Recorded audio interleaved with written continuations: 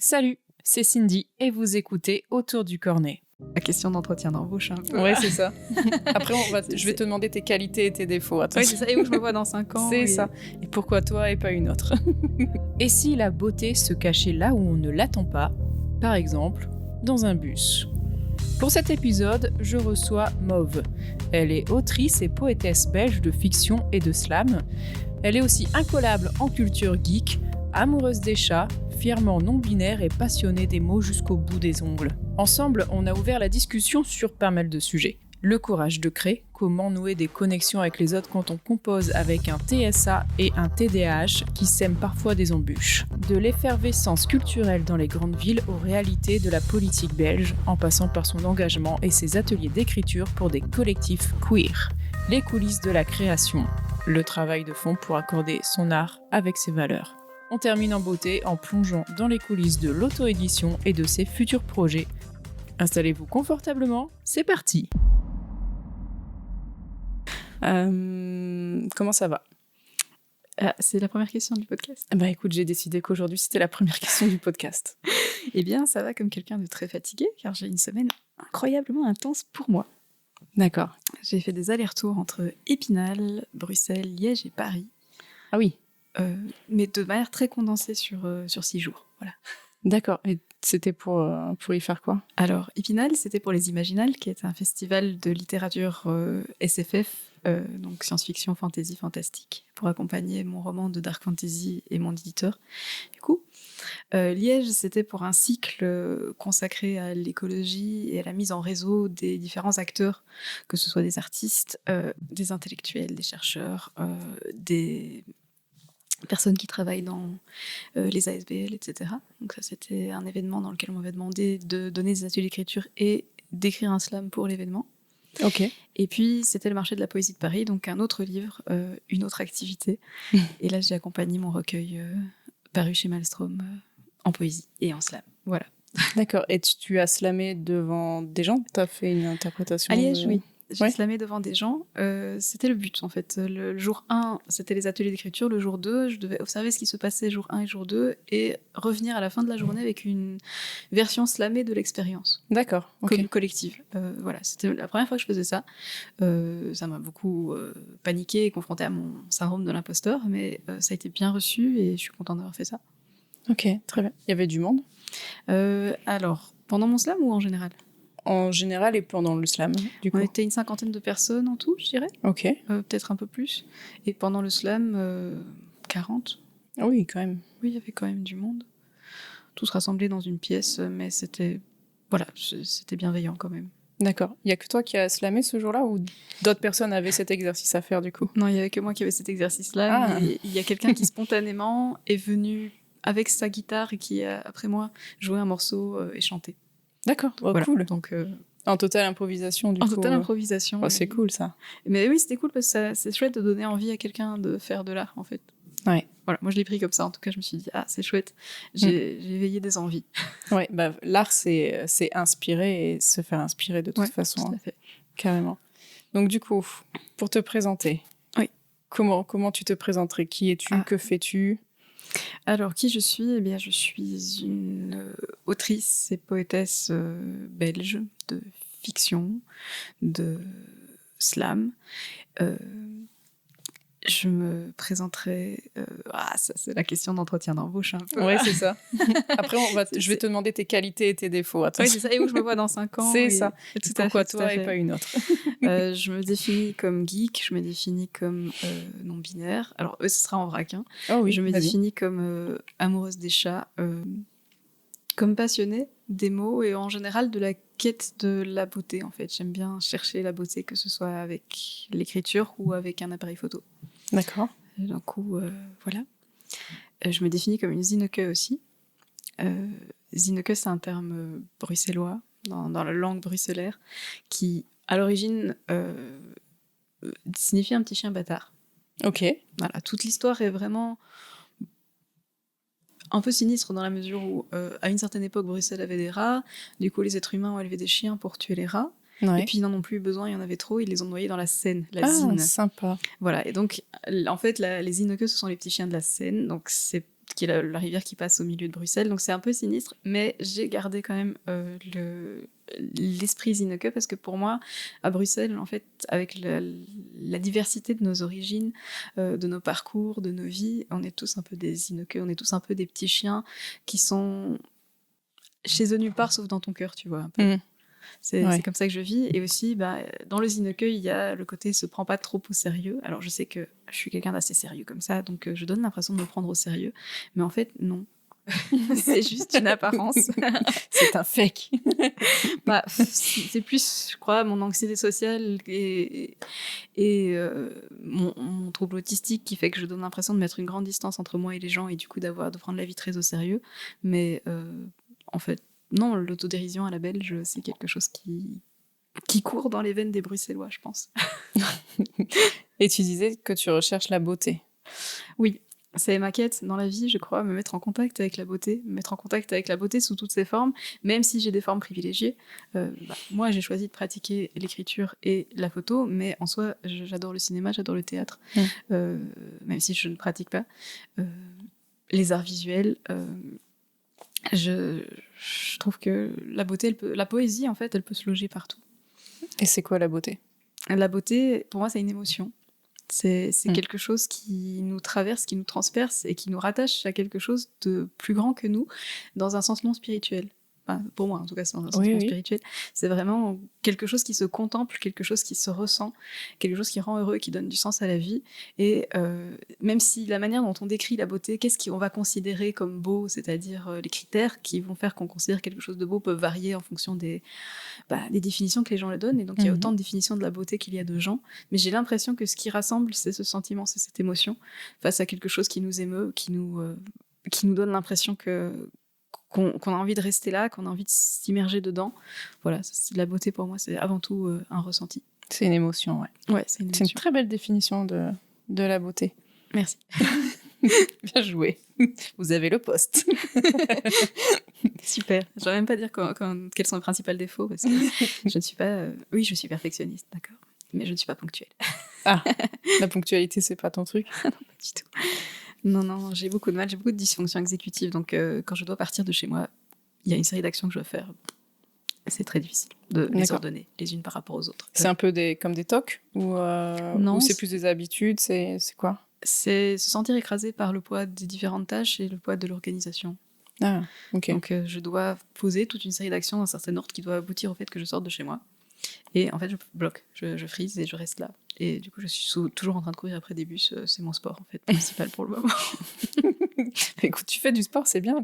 Tu entretiens ta santé de cette façon. Ah oui, ça développe mon cardio. Hein. Honnêtement, tous ces bus que j'ai coursés, parfois rattrapés.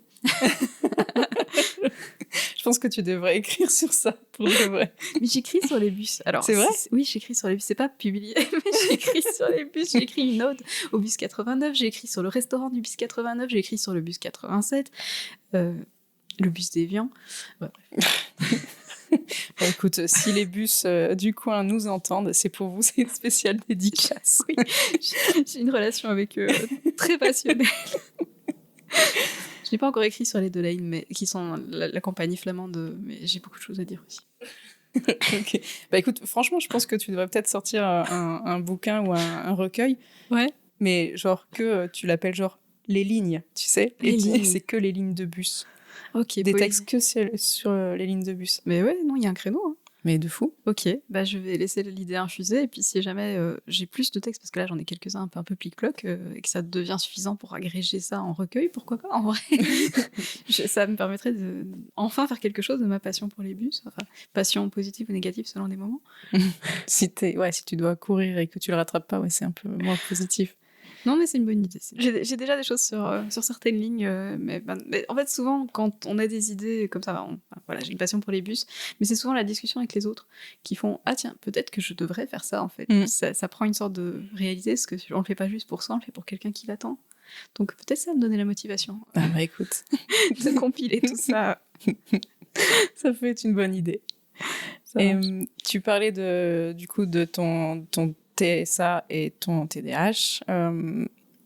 Et comme on avait déjà échangé, c'est vrai que le milieu artistique, d'un point de vue général, peu importe l'activité, reste un milieu avec beaucoup, beaucoup, beaucoup, beaucoup d'interactions sociales. Oui, énormément. Et comment tu t'es dit, avec tout ce qui te fait toi, je vais faire ça, et puis je sais que je vais être confrontée à des difficultés, parce que clairement, ça en est, mais j'y vais. Comment tu as trouvé l'énergie, la détermination de le faire, en fait? C'est une excellente question. Pendant de très très longues années, je ne l'ai pas fait. Je suis pas jeune. Là, j'ai la trentaine très bien entamée. Et pendant des années, j'ai vécu et créé hors du monde. Je le faisais pour moi ou pour mes proches éventuellement, mais je n'allais pas à la rencontre. Je ne créais pas ces liens parce que j'y arrivais pas. De toute façon, et donc j'essayais même pas, ça me faisait peur. Et qu'est-ce qui m'a donné le courage et l'impulsion de le faire? J'ai déménagé à Bruxelles.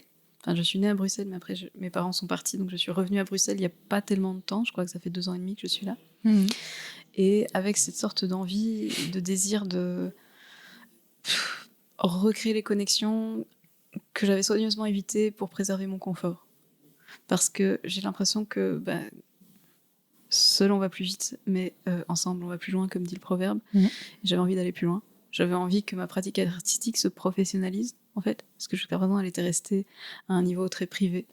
Et je me suis lancée, j'ai pas eu le choix, entre guillemets. On m'a pas laissé l'option du « est-ce que tu veux te professionnaliser en ne faisant que de l'écrit ?» ou bien... Ouais. Donc voilà, j'étais amenée à aussi devoir faire des choses, donner des ateliers d'écriture. J'ai découvert que j'aimais beaucoup ça et que c'était plus facile que prévu. Parce que... même si les contacts sociaux sont pas forcément faciles pour moi, quand j'ai un rôle défini, ça va. Si les jeux de société, par exemple, c'est ce qui m'a permis de me socialiser au début, quand j'étais encore jeune, parce que chacun a son tour. Et du coup, avoir un rôle défini dans lequel je sais ce que je fais, on me laisse une place, ça va. Donc du coup, les scènes ouvertes, c'est aussi quelque chose où j'ai un rôle défini.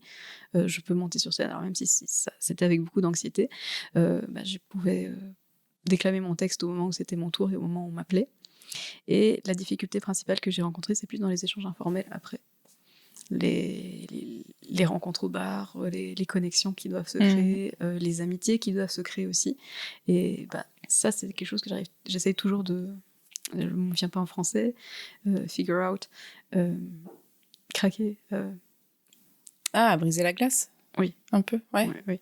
Ça, c'est la partie qui est toujours un grand mystère pour moi, c'est-à-dire que j'essaye, parce que j'en ai envie en soi, j'ai envie de connaître les gens, j'ai aussi envie de créer des ponts entre nos arts, mais je ne sais pas comment le demander. Donc pour l'instant, mon parcours, il reste encore relativement solitaire, j'essaye de trouver des collectifs, mais je me rends compte que si je veux intégrer une collectif, je vais devoir la fonder moi-même en fait. Parce que les collectifs sont souvent des espaces fermés qui sont déjà créés et qui ne prennent pas forcément des nouveaux membres sans cooptation préalable.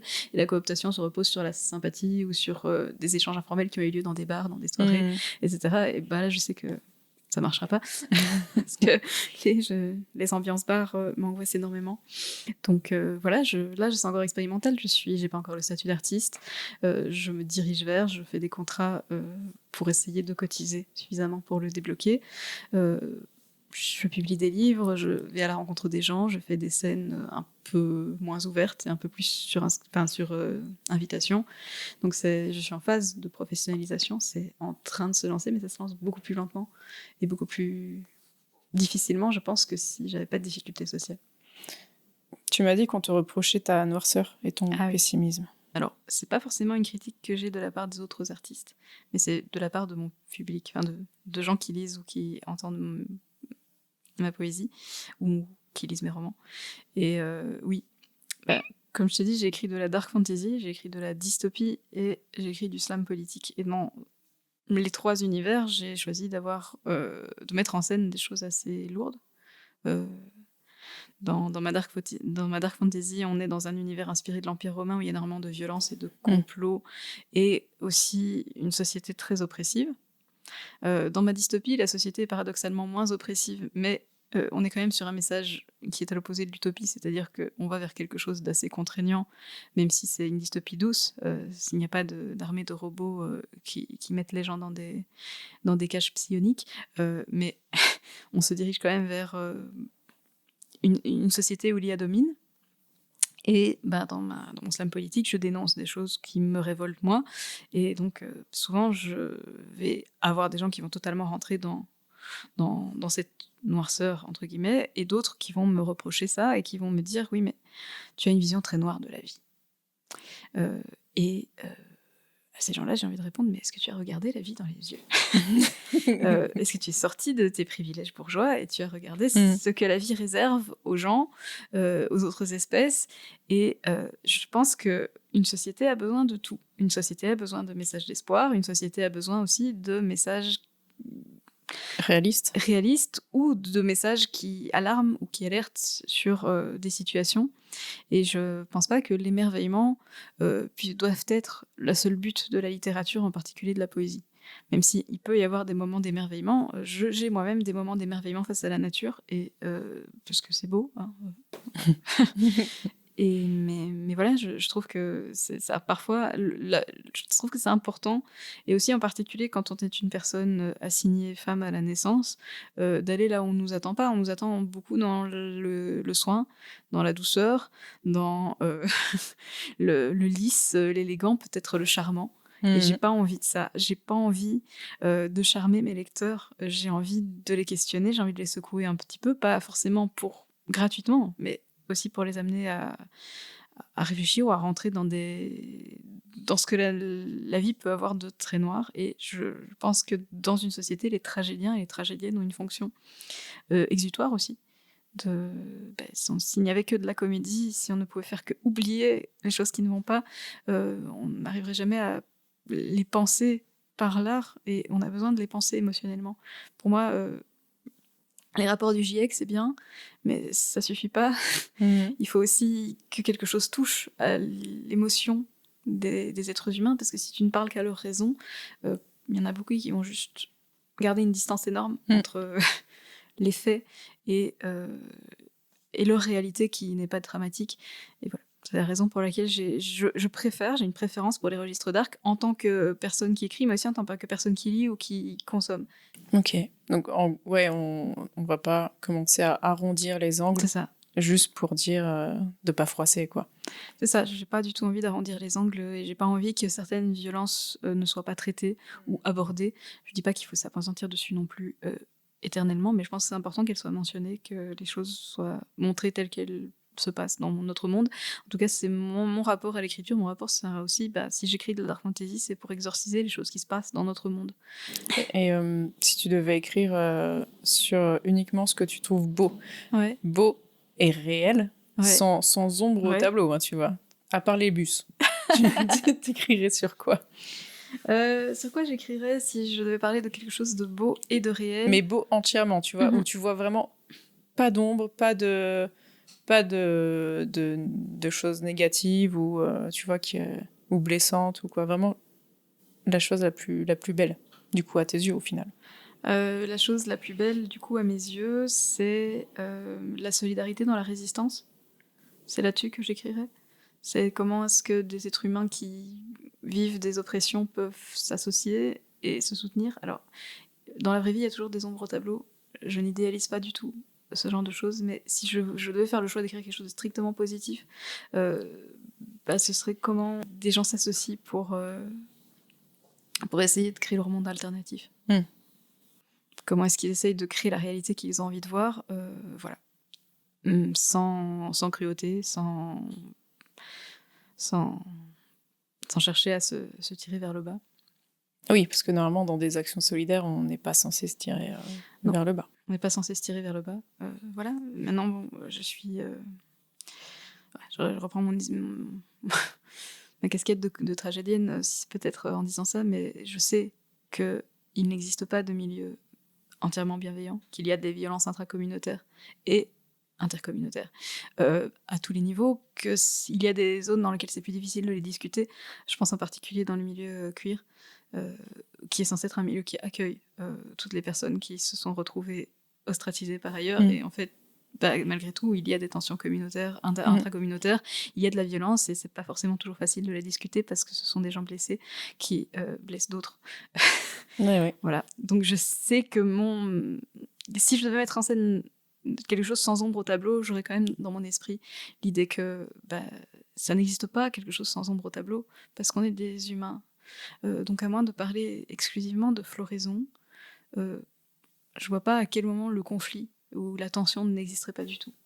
Mais si je devais écrire sur quelque chose que je trouve beau, je trouve ça beau. C'est ce que je trouve de plus beau chez l'humain. Enfin, le fait qu'il ait besoin de faire des choses aussi inutiles que faire de l'art.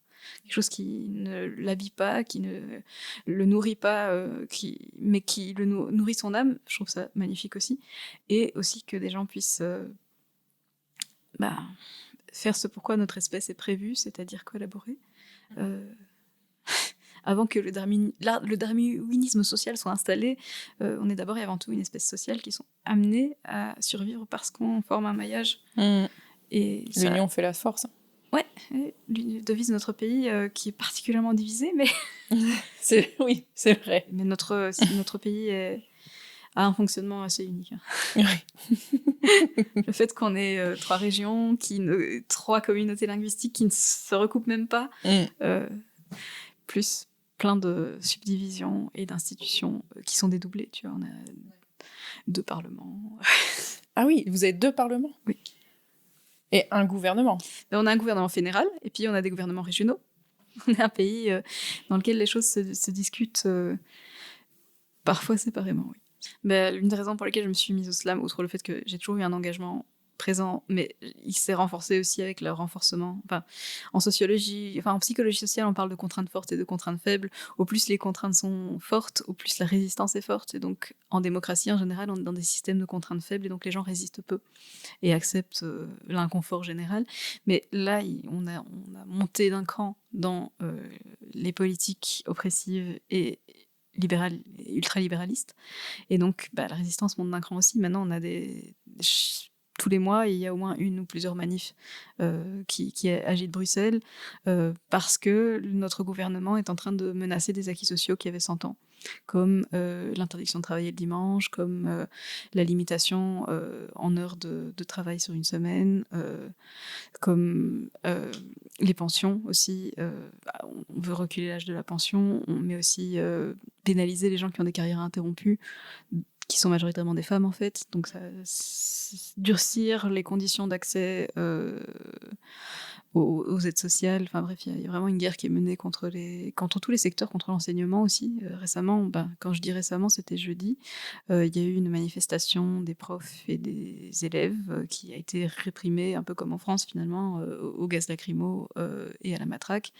Donc il y a un durcissement très très fort des politiques répressives, et il y a des politiques qu'on considère être des lois d'extrême droite qui tentent de passer. Une de ces lois, c'est l'autorisation des visites domiciliaires pour débusquer les sans-abri chez les gens. D'habitude, les visites domiciliaires nécessitent une procédure légale longue. Ici, l'idée, c'est de les raccourcir, de les rendre très faciles, en fait, pour pouvoir les fouiller si les gens hébergent ou non des sans-papiers. Donc voilà, ça c'est un peu le contexte politique dans lequel nous sommes actuellement. Mais moi, je trouve que à Bruxelles, il y a quand même une bonne ouverture sur tous les secteurs artistiques. C'est ce qu'on m'a dit. On m'a dit que Bruxelles était particulièrement bien dotée à ce niveau-là. Ouais, on te l'a déjà dit. Ouais, on me l'a déjà dit. Ouais, c'est vraiment une sensation que j'ai, parce que ça reste une capitale. Et en comparaison avec, nous, avec Paris. Alors Paris, artistiquement, il y a beaucoup de choses, mais à Bruxelles, j'ai l'impression que c'est un peu moins, je vais pas dire plus facile, mais plutôt un peu moins difficile. J'ai l'impression qu'il y a plus d'ouverture, plus de possibilités, plus de personnes qui sont engagées, engageantes, qui créent des mouvements, des assos, etc. Et qui mettent en avant les gens. Et je trouve que c'est un peu plus marqué vraiment à Bruxelles par rapport à un Paris, quoi. C'est vrai qu'on a une culture alternative à Bruxelles qui est très présente et très variée, en fait. Maintenant, c'est vrai que j'ai très peu fréquenté Paris, donc je ne saurais pas faire un comparatif. La personne qui m'en parlait me faisait la comparaison par rapport à la Suisse. D'accord. Mais en Suisse, je ne sais pas du tout comment ça se passe, par contre.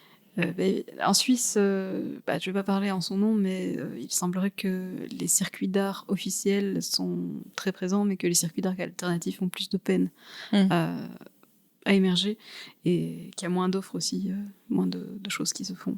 Ouais, ça pousse pas forcément les gens à essayer de vivre de leur art. Ça peut faire peur, je trouve. Ça fait peur. Ça fait très peur.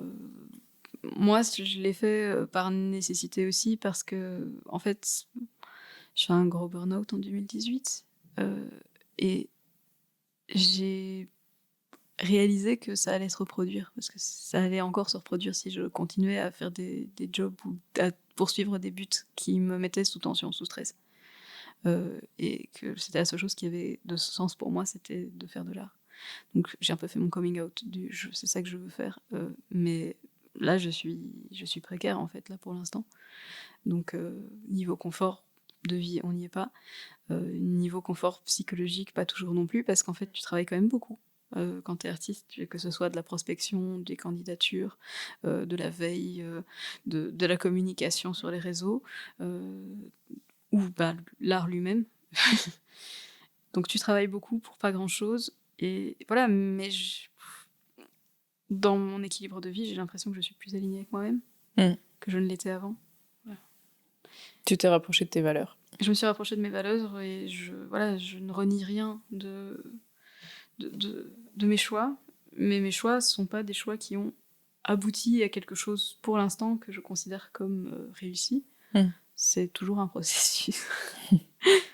Mais je pense que c'est important d'en parler, je pense que c'est important de le dire pour ne pas laisser... je crois que c'est possible, je pense qu'il y a moyen de vivre de son art pas bien, mais il y a moyen, parce qu'il y a des gens qui y arrivent. Mais c'est aussi important de dire que beaucoup de gens sont coincés à divers endroits du processus, que ce soit en étant précaire avec des petits contrats de temps en temps, comme moi, ou que ce soit en ayant un travail alimentaire à côté, qui peut être à mi-temps, mais que la situation... que des personnes, tu vois, par exemple, on peut avoir l'impression, quand on voit les poètes, les poétesses ou les écrivains en salon, que leur vie maintenant c'est ça. C'est d'aller de salon en salon, de faire des dédicaces, alors que, oui, il y a beaucoup de communication qui se fait là-dessus, mais en pratique, les salons, ça rapporte rien, tu vois. Surtout quand tu es en maison d'édition, tu touches 10% de ce que tu vends, et en salon, tu vends pas pour toi, tu vends au nom de ta maison d'édition. 10%. 10%. 15%, c'est quand tu es un auteur déjà connu. Sinon, c'est aux alentours de 8. 10, c'est considéré comme un contrat décent. Tu es moins bien payé que les libraires, par exemple, qui, eux, peuvent toucher 30% de ton livre quand ils les vendent. Ah oui. Mais les libraires sont payés... Toi, t'es payé toute ta vie, tant que le livre se vend, t'es payé. Voilà. Mais... Oui, non, 10%, c'est pas énorme. Donc, c'est vrai que quand les gens achètent un livre à 20 €, en fait, moi, je touche 2. Et quand les gens achètent un livre moins cher que 20 €, t'imagines que je touche encore moins. Ouais, carrément. Voilà. Donc, je vais parler honnêtement de ça. Mon premier roman, Dark Fantasy, s'est vendu à 350 exemplaires, un peu plus, ce qui, pour moi, représentait 700 €, voilà, pour une année.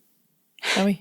Ce qui ne permet clairement pas de dégager un revenu pour en vivre. Pas du tout. Pas du tout, voilà. Et donc ça, c'est les chiffres que... Et 350 pour un premier roman chez un éditeur indépendant, c'est considéré comme dans la moyenne.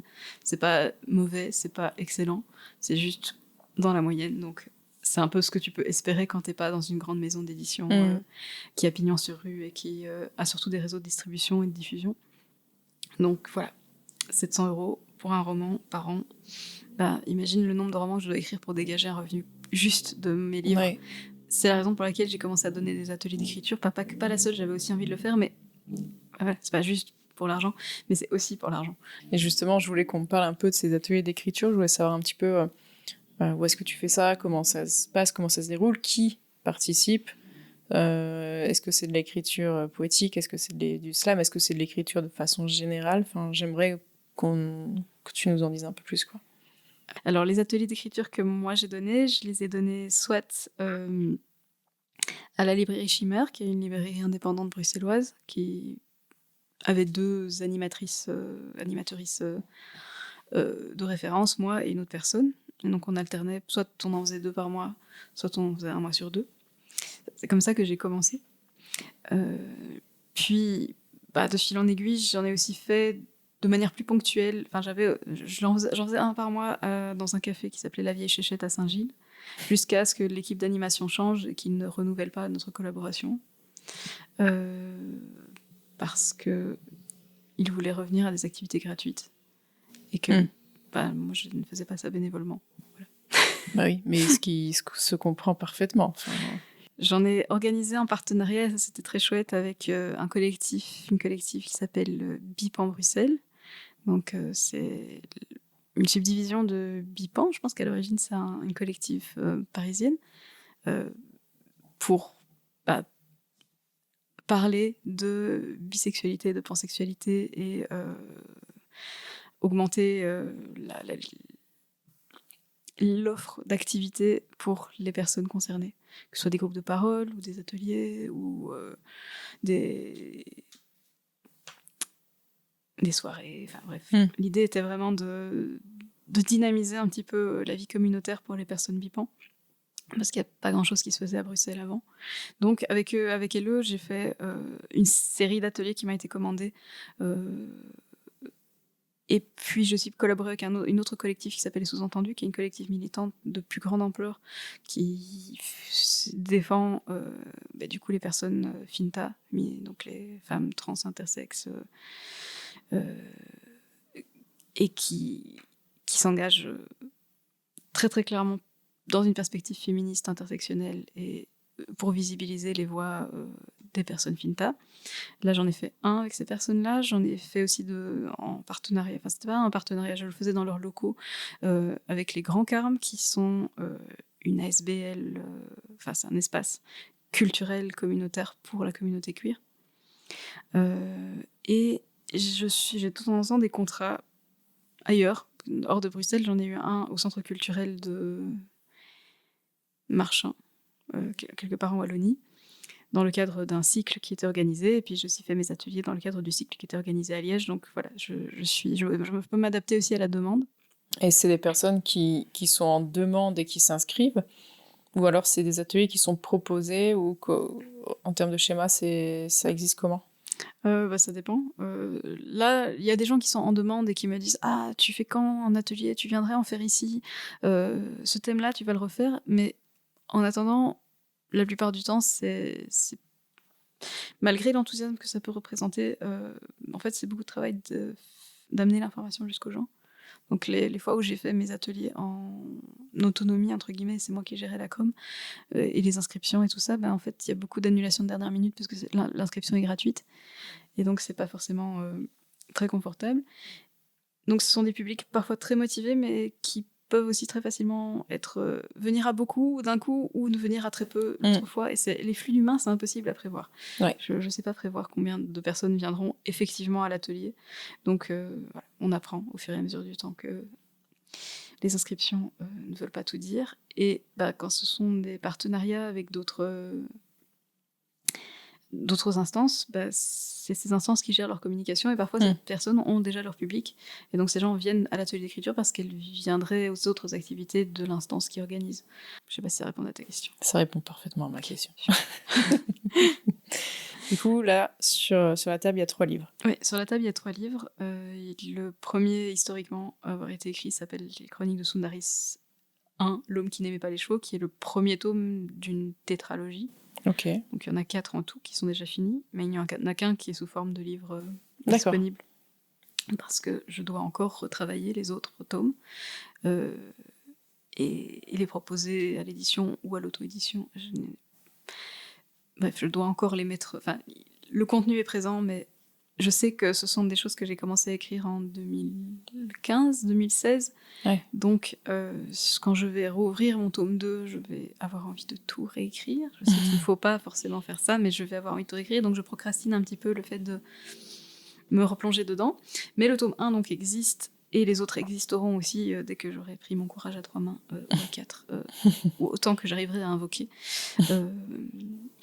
C'est de la dark fantasy, dans un univers, comme je disais, inspiré de l'Empire romain, sauf qu'à la tête de cet empire, il y a des mages. Et j'ai voulu mettre en scène un univers un petit peu oppressant, dans la mesure où toute ressemblance avec des nations existantes serait totalement fortuite. C'est un empire nostalgique de sa gloire passée qui aimerait bien reconquérir des territoires jadis possédés, et qui a une très très haute opinion de lui-même et de son devoir divin d'imposer sa volonté aux autres civilisations. Grosse ambiance. Et là, c'est la phase préparatoire de cette guerre dans laquelle des recherches scientifiques sont poussées mais lorsque la science est une science magique dans ce cas-là, pour essayer de, totalement sans conscience et sans empathie vis-à-vis des sujets, essayer d'améliorer différents aspects de la force de frappe. Et le personnage principal de ce roman-là est en fait un chercheur impérial qui, dans notre monde, serait en fait un généticien. Son but, c'est d'améliorer les combattants, que ce soit leur corps ou leur esprit. Et donc, l'impérateur lui a confié la mission d'améliorer les mages de guerre pour qu'ils soient plus efficaces en combat. Et mon parti pris, c'est que d'habitude, on suit un héros, et là, on suit un anti-héros. Parce que vraiment, ce personnage principal est détestable. Il a été créé comme ça. Et donc c'est pas son point de vue, mais c'est le moteur dramatique de l'histoire, c'est que en fait c'est un pourri qui autour de lui, il y a des gens parfois aussi pourris que lui, parfois moins, qui tentent de lui survivre ou qui tentent de l'assassiner, ça dépend.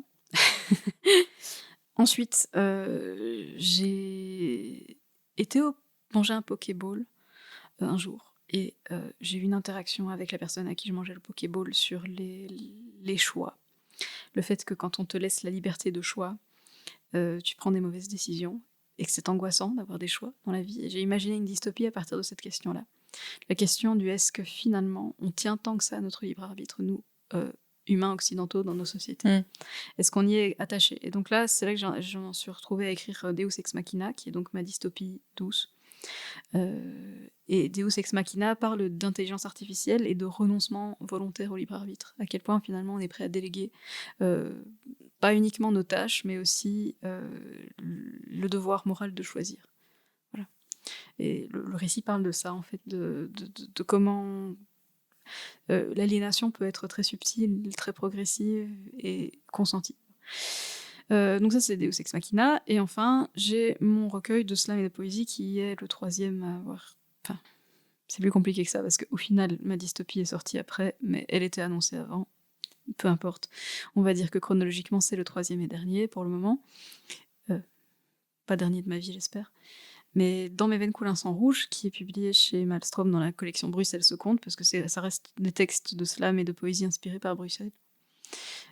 Par son carnaval sauvage, sa solidarité dont tu parlais, et sa mobilisation politique, que ce soit les manifs, ou les collectifs, ou les associations, qu'elles soient des ASBL ou des associations de fête.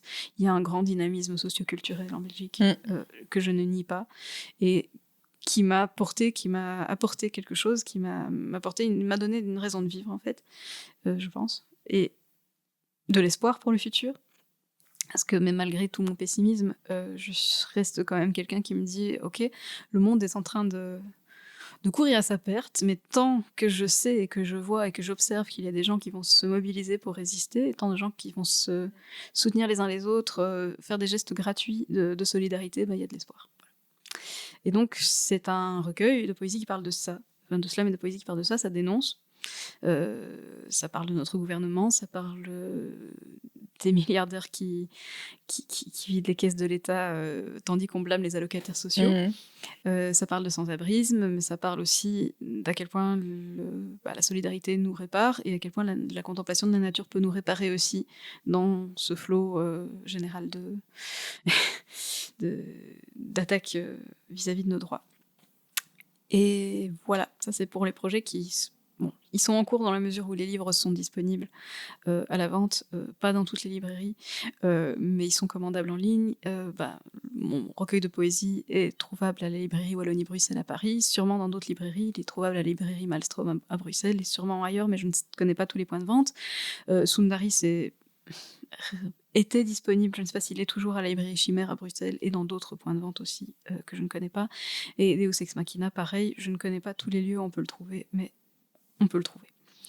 Voilà, on peut le trouver. On peut l'acheter à moi aussi quand je vais sur des salons. Là, je vais faire le salon du livre cuir le 13 juin. Donc, il y a un salon du livre cuir? Il y a un salon du livre cuir à Bruxelles. Il y a plein de choses à Bruxelles. Ça se passera au Centre culturel Bruegel, si tu veux passer. Ouais. Le 13, attends, c'est le quand 13, ça? C'est un samedi. C'est samedi prochain? Ouais, c'est samedi prochain. Non, c'est... Déjà prise. Mais je savais pas. C'est trop cool. Ça aurait été cool, en vrai. Bah oui, c'est très cool. C'est très cool. C'est organisé par... quelqu'un qui s'appelle Frédérico, et qui est aussi romancier, qui du coup créé avec... je crois qu'il a créé un truc qui s'appelle Art Fusion, et il crée ça, et aussi un marché des créatrices. Bref, il y a du dynamisme autour de la queerness. Donc voilà, moi je suis là en tant que représentant de mon... de ma non-binarité, de ma bisexualité. Je viens porter les couleurs du drapeau bi et NB pendant ce salon. À côté de ça, j'ai le souhait, le désir ardent, l'envie et dans le futur probablement la possibilité, si le projet est accepté, j'aimerais créer une émission radio. Mais comme ce n'est pas encore très avancé dans ce projet, je ne vais pas en dire davantage. D'accord. Mais ça fait partie des choses que j'ai envie de faire. Non pas que je sois hyper à l'aise au micro, mais je ferai ça avec quelqu'un qui est hyper à l'aise au micro. Tu t'en sors très bien. Tout va bien, ne t'inquiète pas.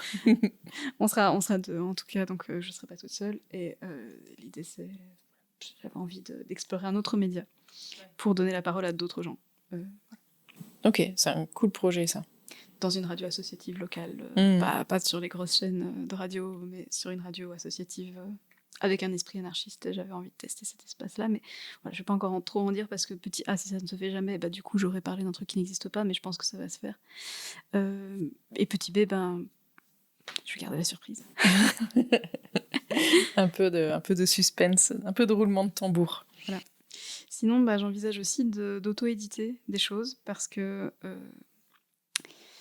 l'édition, c'est un temps long. L'édition, c'est beaucoup de patience, de difficulté et parfois aussi beaucoup de déception pour les auteurs. Voilà, je suis chez des éditeurs et j'aimerais bien aussi pouvoir publier. Enfin, je renie pas le fait d'être chez des éditeurs, c'est bien. Je suis très contente d'être chez des éditeurs, mais j'aurais aussi envie de publier de mon côté, tester l'autre casquette, c'est-à-dire celle de l'auteur auto-édité. Non pas que je me fais des illusions sur le fait que ça va être facile, loin de là, mais ça permet aussi d'éditer exactement ce que tu as écrit tel quel. C'est-à-dire, s'il y a un truc qui rentre pas dans les cases ou qui, d'une certaine manière, ne correspond pas aux critères de l'édition, j'ai envie de le garder tel quel. C'est une œuvre qui, en 2 ou 3 tomes, j'ai pas encore choisi si j'allais le faire en 2 ou 3. Encore une fois, déjà terminé aussi. Mais mon personnage principal est un personnage queer. C'est un personnage rebelle dans un contexte intimiste, puisque c'est essentiellement un huis clos. Et ce projet-là, je me dis, il passera pas en édition. Je pense pas qu'il rentre dans une case, tu vois. Je suis prête à ce qu'il se vende très peu, tu vois, à ce que ce soit pas forcément quelque chose qui va beaucoup se diffuser, mais juste j'aimerais bien lui donner un corps, trouver un imprimeur,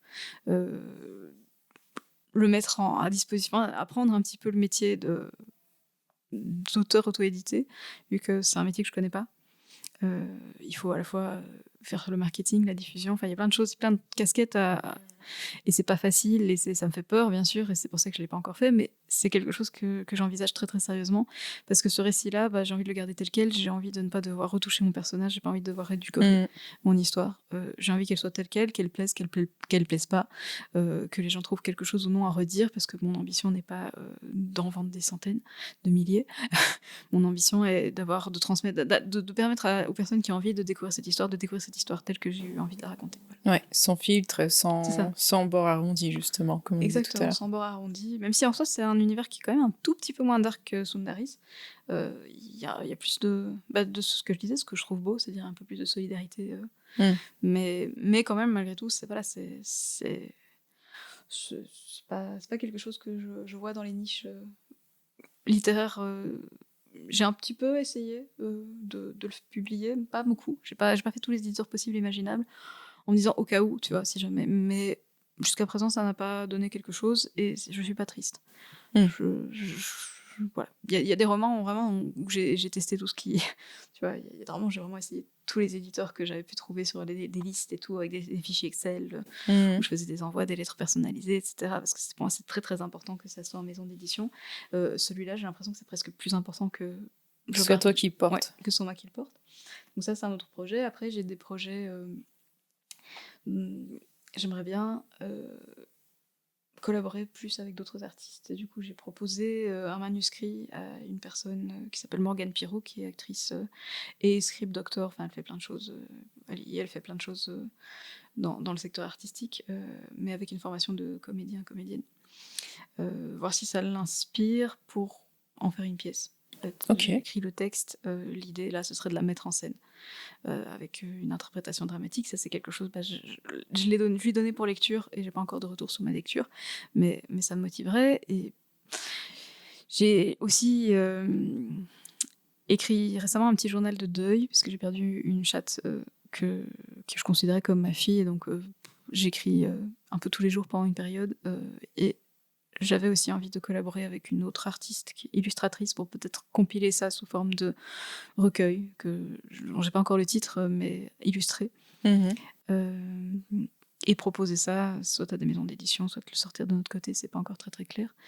Dans la catégorie projet collaboratif, voilà.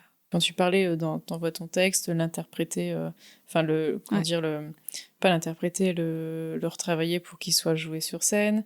Là, justement, tout ton recueil de deuil avec les illustrations. Enfin, c'est bien. J'aime bien quand on mixe un petit peu, tu sais, les différentes formes d'art, de création, d'idées, etc. Moi aussi. Je trouve que ça peut hyper bien s'intégrer les uns aux autres et faire de belles choses. Ouais, ça crée une chimie en fait particulière. Ouais. Déjà, quand je vois les scènes qui sont accompagnées à la musique, où tu as une personne qui vient faire du slam et une autre qui improvise de la musique dessus, je trouve ça extraordinaire ce qui ressort. C'est merveilleux de croiser les regards, de croiser les disciplines. Et donc, moi, ça me chauffe à fond en fait. Et si j'ai pas fait plus de collaborations avec des artistes jusqu'à présent, c'est essentiellement par difficulté à demander ou à aller vers les gens, à oser me considérer comme légitime ou suffisamment bien installée dans mon art pour pouvoir leur dire je pense que je mérite que tu t'intéresses à ce que je fais, et où je pense que je suis capable de... Parce que ça peut aller dans les deux sens, où je pense que je suis capable d'improviser et de créer sur ce que tu as fait. Voilà, aller vers les autres restant pour moi une difficulté. Ce n'est pas un manque d'envie. L'envie, elle est présente et j'ai vraiment envie de décloisonner à fond. Si un jour je me retrouve à organiser une scène ouverte, j'aurais envie que ce soit un espace dans lequel les musiciens rencontrent des stand-uppers et les stand-uppers rencontrent des poètes et des slammeurs ou des slameuses, et qu'en fait parfois il y ait des gens qui viennent faire des illus et que ce soit vraiment un brassage de différentes disciplines et pas juste... Ouais. Bah, alors ça se fait déjà, hein, le cabaret alternatif à Bruxelles a un peu cet esprit-là, je sais pas si tu connais. Non. C'est Monsieur Joufflu qui l'organise. Monsieur Joufflu, à l'origine, est un humoriste stand-upper, mais il essaie d'inviter aussi des personnes qui font autre chose. Et moi, j'ai été invitée comme slameuse, et j'aimerais bien faire pareil, en fait, c'est-à-dire un espace dans lequel c'est pas forcément un seul art qui se retrouve, mais plusieurs qui se rencontrent et qui peut-être peut donner envie aux gens de se collaborer et de travailler ensemble dans le futur. Il y a beaucoup de scènes dans lesquelles, de temps en temps, mais c'est pas systématique, il y a une personne qui accompagne musicalement, etc. Si je devais le faire, j'essaierais de systématiser en fait simplement la rencontre entre les arts. J'essaierais vraiment que à la racine du truc, il y ait cette interdisciplinarité. Et voilà, ce serait mon but, mon projet, mais voilà, il faut déjà que je sorte un petit peu de cette phase de deuil qui a ralenti beaucoup mes projets. Ouais, et puis tu as quand même pas mal de projets, hein, je trouve. Mis bout à bout, c'est quand même des heures et des heures et des heures et des jours et des nuits de travail et d'organisation. Hein. C'est beaucoup de travail. C'est pour ça que j'ai ralenti, en fait. C'est parce que j'étais plus capable de mettre autant d'énergie. Et donc, là, maintenant... Il y a quelques mois, je t'aurais parlé avec beaucoup plus de confiance de ces différents projets. Là, je t'en parle du point de vue de quelqu'un de fatigué, qui a toujours l'envie est toujours présente, mais je sens que ça va vraiment être un à la fois. Oui. Je vais pas tous les mener de front, et je vais en prendre un, le faire, et puis passer au suivant, le faire, etc. Mais ce sera pas tout en même temps. Bah, écoute, je te remercie beaucoup pour tout ce temps déjà que tu m'as accordé. Merci à toi de venir jusqu'ici avec ton matos, tes questions, ton intérêt, ta curiosité. C'est précieux d'avoir des gens qui viennent à ta rencontre, en fait. Merci. Avec plaisir.